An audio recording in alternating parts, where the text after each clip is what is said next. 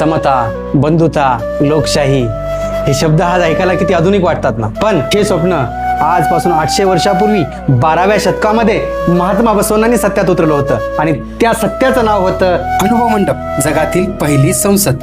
या अनुभव मंडपाचं वैशिष्ट्य होतं, या ठिकाणी ना जात होती, ना पात होता, ना धर्म होता, ना लिंगभेद होता. या ठिकाणी अक्का महादेवी असतील की राणी निलांबिका असतील, त्यांना पुरुषांना एवढाच बोलण्याचा अधिकार होता. या संसदेच्या अध्यक्षस्थानी महात्मा बसवण्णांनी मागास वर्गातील अल्लम प्रभू नावाच्या एका योग्याला बसवलं. तिथे सर्व एक आहेत. स्वतः बसवण्णा सर्वसामान्य लोकांसोबत बसून वचनांवर चर्चा करायची.